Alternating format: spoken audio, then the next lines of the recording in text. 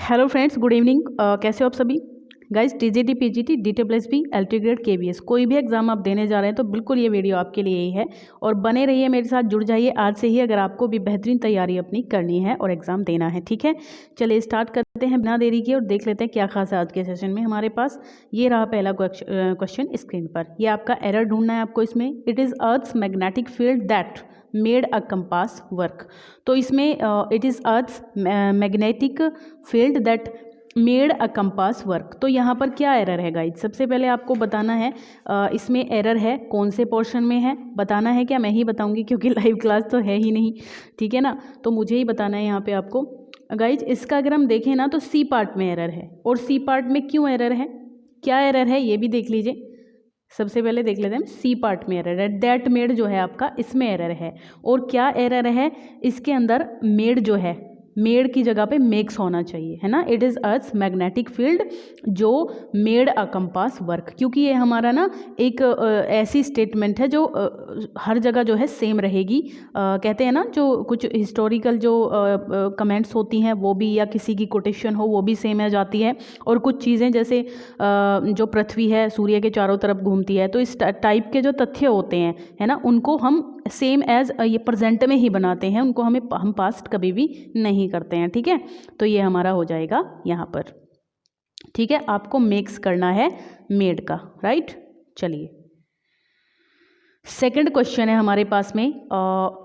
Besides do not grow at a study rate but in steps and starts. बताइए यहाँ पर क्या होगा इसमें एरर। ठीक है, तो इसमें आपका जो एरर बनेगा वो बनना चाहिए मेरे अकॉर्डिंग, इसमें नो एरर है guys. Besides do not grow, है ना, at a study rate but in steps and starts. मुझे इसमें कोई भी स्टेप नज़र नहीं आ रहा है क्योंकि बिसाइड्स है यहाँ पे, डू नॉट ग्रो है, एट अ स्टडी रेट है पर, और जो बट से जुड़ा हुआ है ये but in steps and starts. ठीक है, तो कोई दिक्कत नहीं है इसमें, ऐसा कुछ है नहीं जो हमें चेंज करना पड़े, ये बिल्कुल सही है हमारा।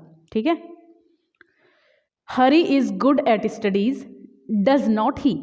तो यहाँ पे Hari is good at studies does not he, तो इजंट ही आएगा गाइज। ये देखिए यहाँ पे आपको जो क्वेश्चन वाले होते हैं, क्वेश्चन टैग वाले, तो यहाँ पे बात हो रही है आपके इजंट ही बनेगा यहाँ। क्यों बनेगा इजंट ही, क्योंकि यहाँ पे इज आया है। डू डज नॉट कैसे बन जाएगा आप ही देखिए। अगर यहाँ होता ना डू और कुछ आगे वर्ब होती और प्रेजेंट इंडेफिनिट यूज हो रहा हो तो तब हम क्वेश्चन टैग में डज नॉट कर सकते थे, डज नॉट ही, लेकिन यहाँ पे इजंट ही होगा। ठीक है, 10 miles are not a long distance. 10 मील एक बहुत लंबी दूरी नहीं है। तो गाइस जो 10 माइल्स हो गया, कोई अमाउंट हो गई, कोई दूरी हो गई, कोई कैपेसिटी हो गई किसी भी टाइप की, कोई लीटर मीटर डॉजन, इसमें सब में जो है हमारा जो है सिंगुलर वर्ब यूज़ होती है, आर की जगह पे इज आएगा, बाकी कोई एरर इसमें नहीं है।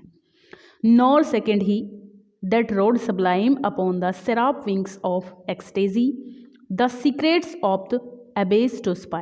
Who is he? इस लाइन में आपको बताना है कि ही किसको बोला गया है।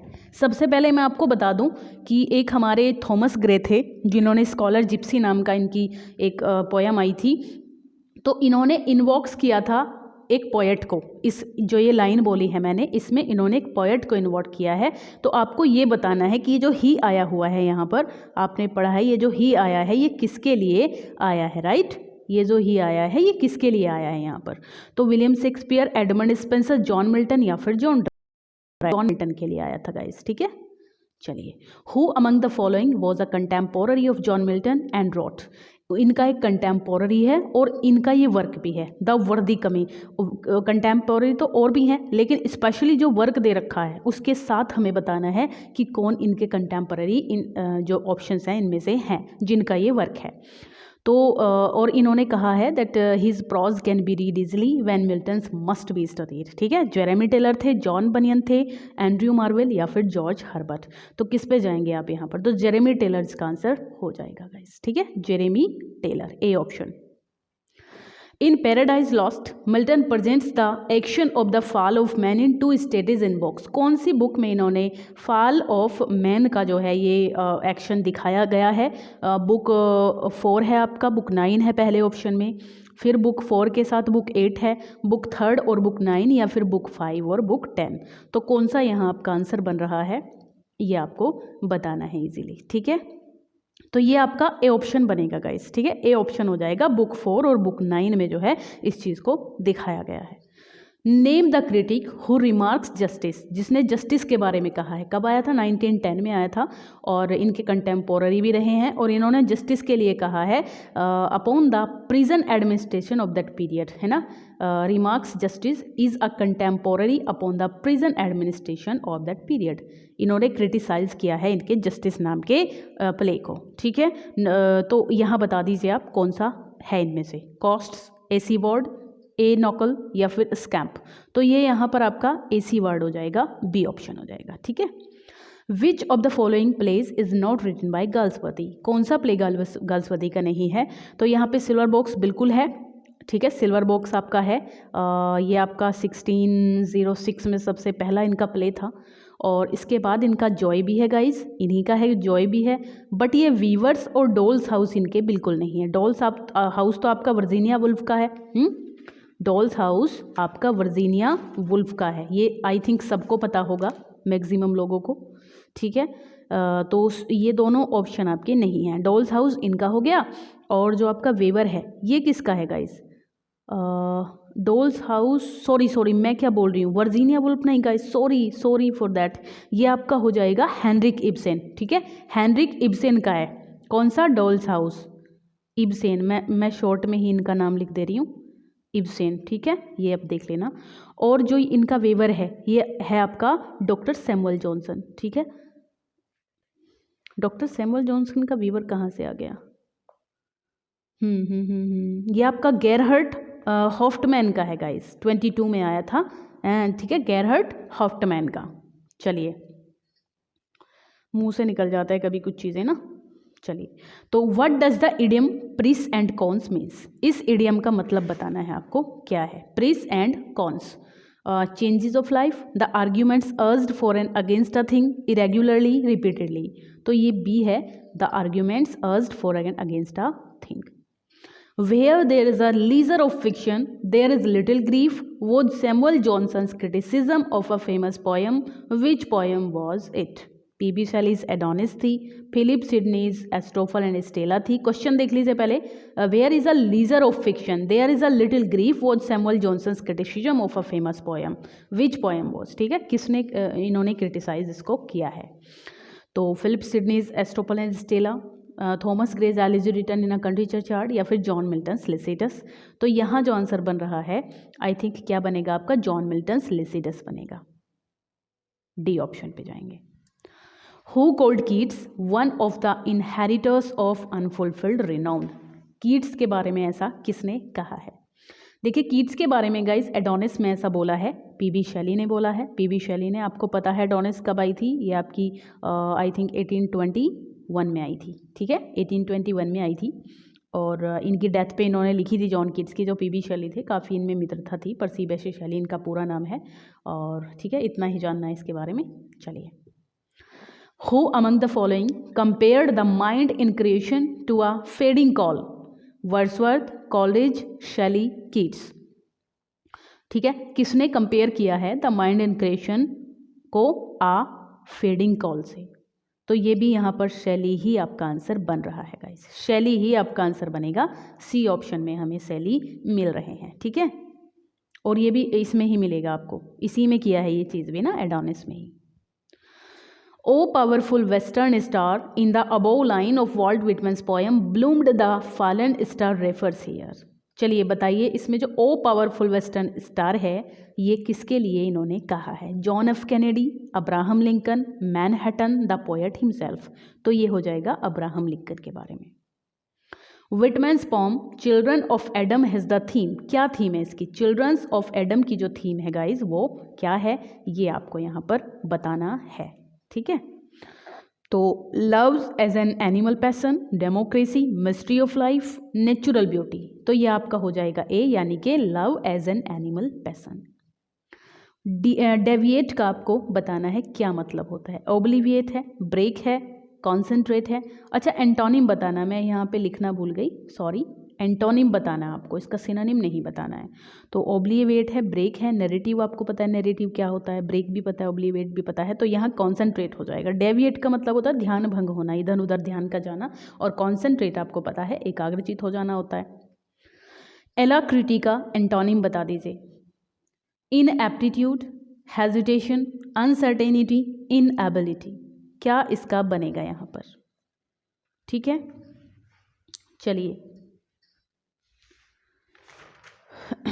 एलाक्रिटी, तो एलाक्रिटी का जो आपका बन रहा है, क्या बताना है?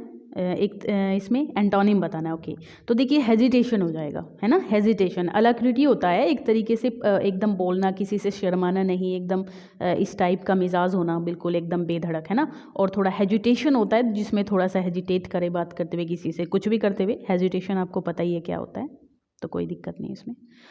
इजोटेरिक, ये बताइए, आपको इसका भी एंटोनिम देना है, इजोटेरिक। अच्छा, जो ये है आपका क्लियर है, इसमें ट्रांसपेरेंट है, सिंपल है, एपरेंट है। तो इजोटेरिक को देखें आप लोग, तो इसका जो एंटोनिम यहाँ पे मिल रहा है हमें, वो मिल रहा है एपरेंट। ठीक है, एपरेंट हमें यहाँ पे मिल रहा है। एपरेंट क्या होता है? शिक्षु होता है। ठीक है, शिक्षु होता है एपरेंट का मतलब। ट्रांसपेरेंट और क्लियर, सिंपल, इसका मतलब तो आपको पता ही है, इसमें कोई दिक्कत वाली बात है ही नहीं। ठीक है, और अगर इसकी बात करें हम एपरेंट की, हाँ, एपरेंट शिक्षु बताया ना मैंने आपको, शिक्षु होता है। और एक तरीके से शिक्षु से मतलब ये भी लगा सकते हैं इजी टू अंडरस्टैंड, है ना, विजिबल हो थोड़ा सा, विजिबल हो थोड़ा सा। और चलिए, तो ये एपरेंट हो जाएगा। और जो ये होता है इजोटेरिक, ये सीक्रेट होता है, इसका मतलब आप सीक्रेट लगा सकते हैं। काफ़ी देर में मुझे याद आया, सॉरी, सीक्रेट आप इसका मतलब लगा सकते हैं। एपरेंट होता है थोड़ा सा विजिबल, जो आसानी से दिख जाए, आसानी से समझ में आ जाए। ठीक है, अनइम्पिचेबल का एंटोनिम बताना है। अनइम्पिचेबल, तो अनइम्पिचेबल का हो जाएगा एंटोनिम ब्लेम वर्दी। इसका अनइम्पिचेबल का मतलब होता है जिस पर ट्रस्ट किया जा सके, ट्रस्ट वर्दी, ट्रस्ट वर्दी। ठीक है, ये लिख नहीं पाती मैं गाइड, सॉरी, फिंगर से लिख रही हूँ यहाँ पर। तो ये इसका, ठीक है, ट्रस्टवर्दी हो जाएगा, रिलायबल हो जाएगा, डिपेंडेबल हो जाएगा, जिस पे भरोसा कर पाए हम, है ना। और ब्लेम वर्दी इसके एंटोनिम हो जाएंगे, सस्पिशियन भी हो जाएगा। ठीक है, ये आपका बनेगा बी। चलिए, प्रोडिगैलिटी का एंटोनिम देना है। प्रोडिगैलिटी, हाँ, तो प्रोडिगैलिटी की अगर बात करें आप लोग, तो इसका क्या मतलब होता है? हाँ, तो इसका हो जाएगा आपका पार्सिमनी। पार्सिमनी बनेगा, क्या बनेगा? इसका प्रोडिगैलिटी का जो एंटोनिम बताना है आपको, तो इसका एंटोनिम तो होना चाहिए फ्रूगल, है ना, फ्रूगल होना चाहिए, है ना गाइस। प्रोडिगैलिटी, क्योंकि जो एंटोनिम है वो फ्रूगल होना चाहिए। प्रोडिगल मीन वेस्टफुल होता है, एक्स्ट्रावेजेंट होता है, स्पेंड थ्रिफ्ट होता है ना, स्पेंड थ्रिफ्ट होता है। श्रिल का एंटोनिम, श्रिल बहुत तेज आवाज़, बहुत तीखी आवाज़, एकदम कर्कश को कहते हैं। तो वीक तो होगा नहीं, इसका एंटोनिम मफल्ड हो जाएगा, है ना, मफल्ड, जो थोड़ी सी धीमी हो, बहुत कम सुनाई देने वाली हो, मफल्ड उसको कह सकते हैं। The fate of the accused, इसमें क्या बनेगा? The fate of the accused stands by balance, hangs in balance. तो ये आपका ना एक तरीके से फ्रेज टाइप है, ये आपको हैंग्स इन द बैलेंस ही यहाँ पर लगाना पड़ेगा। ओके, ये पूरा इसी से होगा। What was the original title of Hemingway's novel The Old Man and the Sea? इनका जो ओरिजिनल टाइटल है नॉवल का, वो क्या है? फीस्टा, ये तो द सन ऑल्सो राइजेस का है। Assistant, the sea is being, ये वाला है आपका, ये बी बीच में गलत है। ठीक है, द सी इज बीइंग ये है आपका। ठीक है, अब फेयरवेल टू आर्म्स तो नहीं है। Young Nick Adam is a character of Hemingway's novel, कौन से नॉवल का कैरेक्टर है ये? Young Nick Adam. ठीक है, यंग निक एडम कौन से इनके नॉवल का कैरेक्टर है? तो इसमें आपका अ फेयरवेल टू आर्म्स है, इन आवर टाइम्स है, द सन ऑल्सो राइजेज है, द सन ऑल्सो राइजेज, ये आपका शायद आया था 1926 में आया था। और ये अ फेयरवेल टू आर्म्स 1929 में आया था, आई थिंक। ठीक है, सही बता रही हूँ क्या?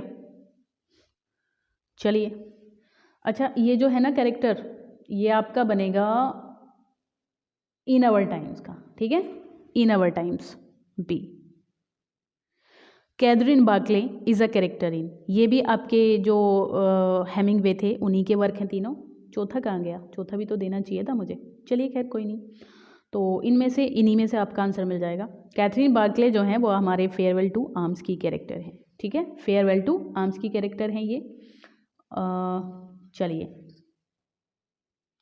विच of the following is not written by Robert Frost, इनमें से कौन सा रॉबर्ट फ्रॉस्ट ने नहीं लिखा है। A movable feast, home burial, ये तो इनका पोएटिक कलेक्शन है। अ बॉयज़ विल बी इन्हीं का है, और स्टॉपिंग बॉयवुड सिनो स्नोवी इनिंग, ये तो जानी मानी रॉबर्ट फ्रॉस्ट की पोयम है। तो ये तो तीनों इन्हीं के हैं, तो ए ही बच रहा है, वही हमारा हो जाएगा अ मूवेबल फीस्ट, ठीक है, ये हो जाएगा इनका।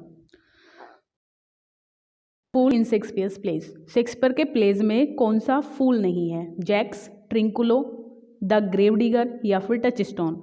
तो गाइस जैक्स जो है, जैक्स आपका एज यू लाइक इट में है, एज यू लाइक इट, ठीक है, ये बता दे रही हूँ मैं आपको।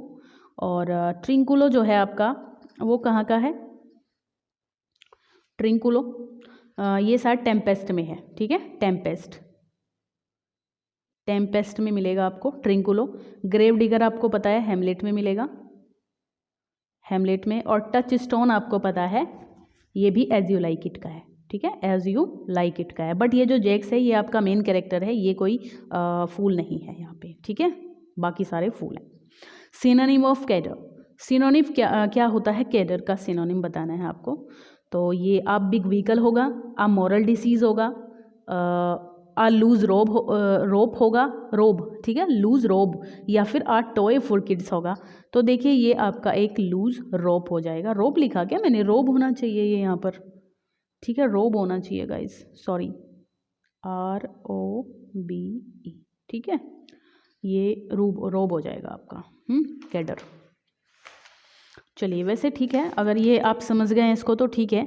और इसका बात करें तो लूज़ रोब, लूज़ गारमेंट होता है। लूज़ रोब आप ये भी समझ लीजिए क्या होगा, जैसे नहाने के बाद हम कोई ढीला ढाला टॉवल नुमा कपड़ा पहन के आ जाते हैं बाहर, उस टाइप का जो कपड़ा होता है ना, जो थोड़ा सा ढीला ढाला रहे, ऐसे ही गारमेंट, तो वो हो जाएगा आपका, ठीक है।